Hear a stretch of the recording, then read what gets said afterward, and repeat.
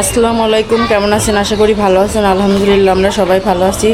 তো দেখেন, আজকে এখনও রান্নাবাড়া করি নাই, তো রান্নাবাড়া করব। আপনাদের ভাই অনেকগুলো মাছ নিয়ে আসছে, সেগুলো কাটাকাটি করব, তারপরে রান্না করব।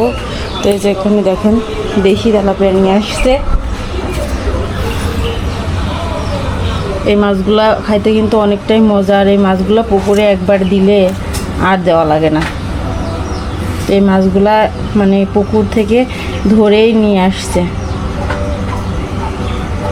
এখন আমি এগুলো কাটবো, কেটে ধুয়ে পরিষ্কার করে নিয়ে তারপরে রান্না করব। তো এগুলো এখন আমি কাটবো। আর এই যে বিড়াল দেখেন ঘোরাঘুরি করছে এই জায়গায় মাছ খাওয়ার জন্য। মাছগুলো আমি কেটে নিব এখন। আর এদিকে দেখেন আমার ছেলে মেয়ে খাওয়া আর খাচ্ছে।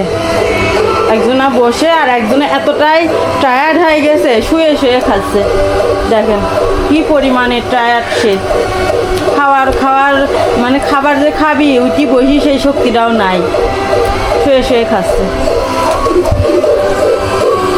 যেখানে দেখেন মাছগুলোকে আমি সুন্দরভাবে কেটে ধুয়ে পরিষ্কার করে নিয়েছি।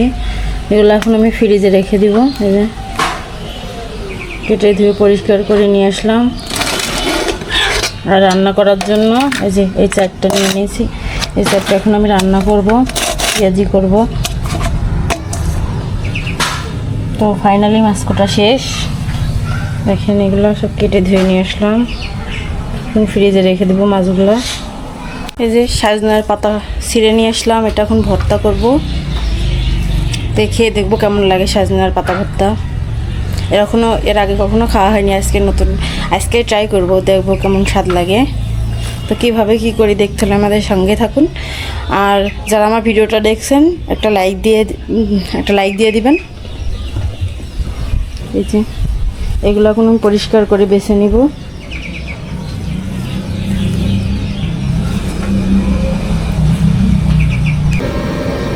তো এখানে আমি গোছ করে নিয়ে চলে এসেছি। এখানে মাছটা নিয়ে আসলাম, এই যে সজনে পাতাগুলোও ধুয়ে নিয়ে আসলাম। এখানে এই যে পেঁয়াজ মরিচও কেটে নিয়েছি এক জায়গায় রান্না করার জন্য।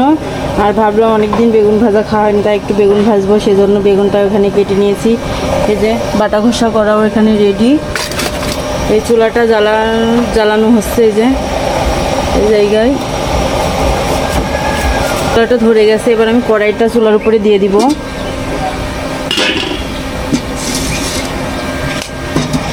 হলুদ লবণ মাখাই নিব। এই যে প্রথমে দিয়ে দিলাম নুন, দিব এই যে হলুদ। দেখেন মাছে আমার নুন হলুদ মাখানো হয়ে গেছে। এদিকে চুলাটা আমার ধরে গিয়েছে। এবার কড়াইটাও গরম হয়ে গেছে। এবার আমি তেলটা দিয়ে দিব।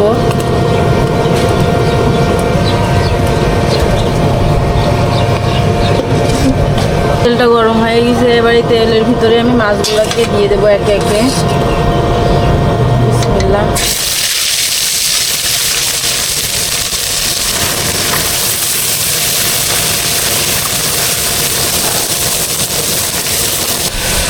মাছগুলো আমি ভেজে নিয়েছি, ভাবলাম খালি মাছ রান্না করবো। এই যে আপনাদের ভাইয়া এসে বললো ভিতরে বড়ি দেওয়ার জন্য, কুমড়ো বড়ি। তো অনেকদিন ধরে খাওয়া হয়নি, ফ্রিজে রেখে দিয়েছিলাম। আজকে দেখেন এটা ভাজি করে নিলাম। আজকে এই যে তেলাপিয়া মাছ দিয়ে, দেশি তেলাপিয়া মাছ দিয়ে আর বড়ি দিয়ে রান্না করব। এখানে আমি মশলা কষানোর জন্য দিয়ে দিয়েছি। অনেকদিন পরে আজকে বড়ি খাবো, দেখবো কেমন লাগে।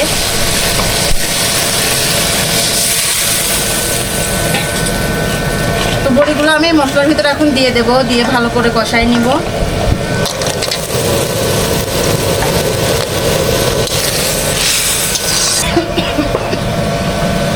কি হয়েছে বাবা? দেখেন মাছটা আমার রান্না হয়ে গেছে, কি সুন্দর কালার হয়েছে দেখছেন। বড়িগুলো দিয়ে ভালো তরকারিটা দেখতে সুন্দর লাগছে। এই সজনা পাতা ভর্তা করার জন্য আমি ওখানে পানি দিয়ে দিয়েছি, পানিটা ফুটে গেছে। এবার আমি শাকগুলো পানির ভিতরে দিয়ে দিব সিদ্ধ হওয়ার জন্য।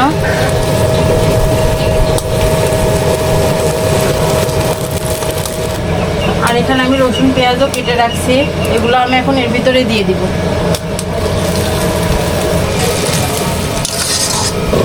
এবার আমি ঢাকনা দিয়ে ঢেকে দিলাম, ভালো করে সিদ্ধ হয় যাতে, সেজন্য। সিদ্ধ হয়ে গেলে এটা আমি শিলপাটায় বেটে ভর্তা বানাবো। তো কিভাবে বেটে কি করে ভর্তা বানায় সেটা দেখতে হলে আমাদের সঙ্গে থাকুন।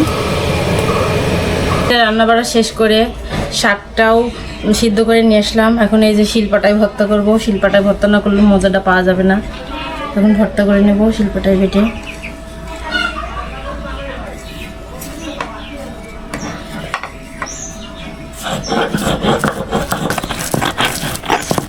ভর্তাটা আমার করা হয়ে গেছে, এবার তেল দিয়ে আমি মাখাই নিব।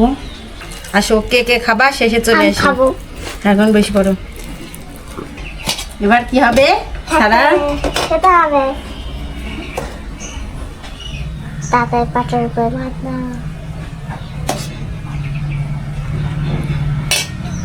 আমার কালকেও পাটের উপর ভাত খাবো, ঠিক আছে?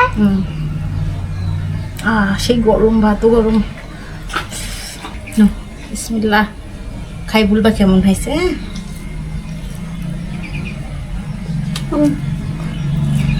মজা। এখন দুটো নারকেলের সেই স্বাদ।